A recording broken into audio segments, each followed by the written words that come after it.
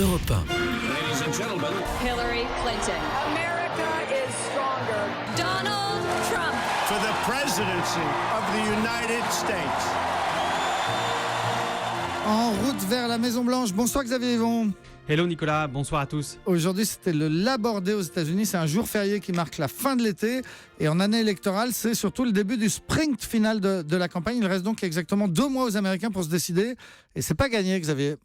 Oui, c'est pas gagné parce que, figurez-vous, que plus de la moitié des Américains ne sont pas contents du choix qu'il aurait proposé, Trump ou Clinton.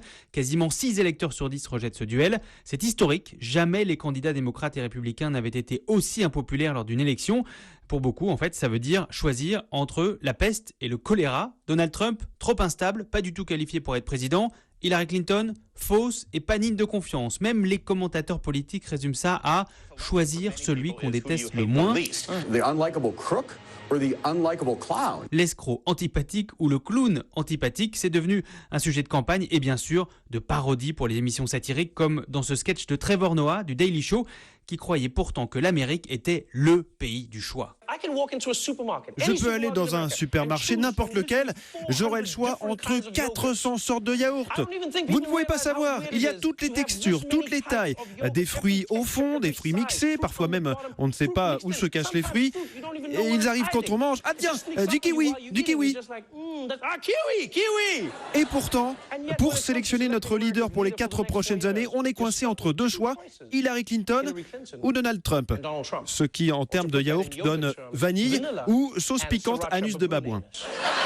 Ce qui fait que beaucoup d'Américains envisagent sérieusement de choisir un autre goût de yaourt, c'est-à-dire de voter pour un autre candidat qu'Hillary Clinton ou que Donald Trump. Pourquoi ? Parce qu'il y a d'autres candidats que Trump et Clinton, vous savez ?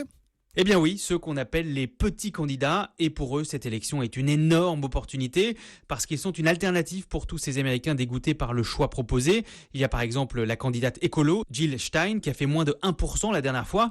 Les sondages actuels lui prédisent 6% d'intention de vote. Et puis surtout, il y a celui qui se rêve en 3e homme, Gary Johnson, homme d'affaires, grand sportif, ancien gouverneur du Nouveau-Mexique, où il a baissé 14 fois les impôts sans jamais les augmenter. Il est le candidat du parti libertarien, en gros, qui réclame moins d'État et plus de liberté. Crédité d'environ 10%, ce serait du jamais vu. Son principal argument, je suis le candidat du tout en un. I've got like the best package. I'm fiscally conservative. And I'm socially liberal. Fiscalement de droite, socialement de gauche, ça rappelle quelqu'un. Gary Johnson réclame d'être invité aux 3 grands débats télé prévus d'ici l'élection. Le premier, c'est dans pile 3 semaines. Et même s'il est réduit à ce duel de mal-aimé Trump-Clinton, il sera certainement le plus regardé de l'histoire. En route vers la Maison-Blanche, le journal de la présidentielle américaine tous les soirs avec Xavier Yvon. Merci Xavier.